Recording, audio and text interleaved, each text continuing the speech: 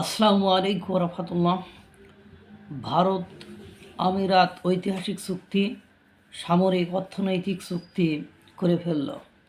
4 ঘন্টার ব্যবধানে 2 ঘন্টার জন্য এসে 1 ঘন্টারও বেশি, 1-1.5 ঘন্টারও বেশি নরেন্দ্র মোদির সাথে আপনার যে বৈঠক হয়েছে, এবং আপনারা জানেন নরেন্দ্র মোদি সকল প্রোটোকল ভেঙে একেবারে বিমানবন্দরে চলে গিয়েছিল আমিরাতের প্রেসিডেন্টকে অ্যাকসেপ্ট করার জন্য, গ্রহণ করার জন্য, অভ্যর্থনা জানানোর জন্য।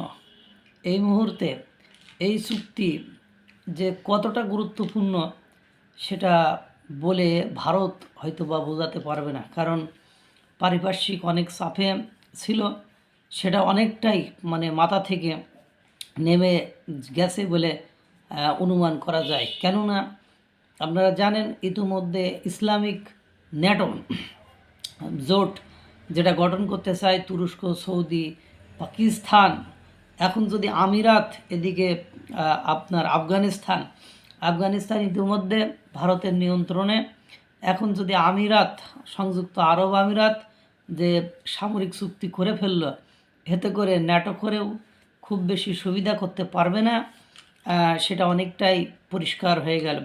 যাই হোক, নয়াদিল্লিতে ভারতের প্রধানমন্ত্রী নরেন্দ্র মোদি ও সংযুক্ত আরব আমিরাতের প্রেসিডেন্ট শেখ মোহাম্মদ বিন জায়েদ আল নাহিয়ানের বৈঠক হয়েছে। এতে দুই দেশের দ্বিপাক্ষিক সম্পর্ক উন্নয়নের পাশাপাশি বিভিন্ন গুরুত্বপূর্ণ বাণিজ্যিক চুক্তিও সই করেন দুই নেতা। এতে আগামী 6 বছরে ভারত আমিরাত দ্বিপাক্ষিক বাণিজ্য বাড়িয়ে দ্বিগুণ করার টার্গেট নিয়েছে উভয় পক্ষ।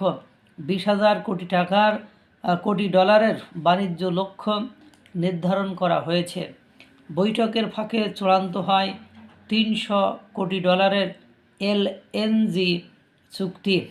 আবুধাবির রাষ্ট্রায়ত্ত প্রতিষ্ঠান এডনক আগামী 10 বছর ভারতে সরবরাহ করবে বার্ষিক 5 লাখ মেট্রিক টন তরলীকৃত প্রাকৃতিক গ্যাস। এর গ্রাহক হিসাবে থাকবে হিন্দুস্তান পেট্রোলিয়াম কর্পোরেশন। এডনক জানায় এই চুক্তির মাধ্যমে ভারতের সঙ্গে তাদের মোট চুক্তির মূল্য ছাড়ালো 2,000 কোটি ডলার। ভারত এখন আমিরাতের সবচেয়ে বড় এলএনজি ক্রেতা। জ্বালানি নিরাপত্তায় দিল্লির জন্য এই চুক্তিকে বড় কৌশলগত সাফল্য হিসাবে দেখছেন অনেকে। এমনকি চুক্তির কার্যকারিতা 2028 সাল থেকে শুরু হবে বলেও জানায় তারা। বাণিজ্যের পাশাপাশি প্রতিরক্ষা সম্পর্কেও অগ্রগতি হয়েছে। কৌশলগত প্রতিরক্ষা সম্পর্কের লক্ষ্যে সামরিক চুক্তি সই করেছে উভয় পক্ষ।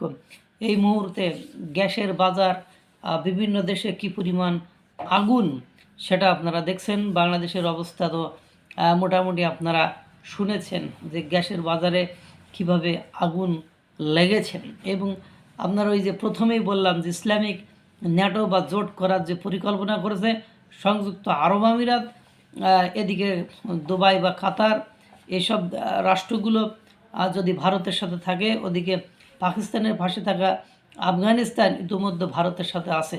সুতরাং বুঝতেই পারছেন খেলোয়াড় কি খেলোয়াড়, একেবারে কথা হচ্ছে সেই লেভেলের উড়ে আসছে, তাকে গ্রহণ করার জন্য এয়ারপোর্ট পর্যন্ত যাচ্ছে। এটাই বাস্তবতা। আল্লাহ তাআলা সকলকে ভালো রাখুক, সুস্থ রাখুক। আসসালামু আলাইকুম রহমতুল্লাহ।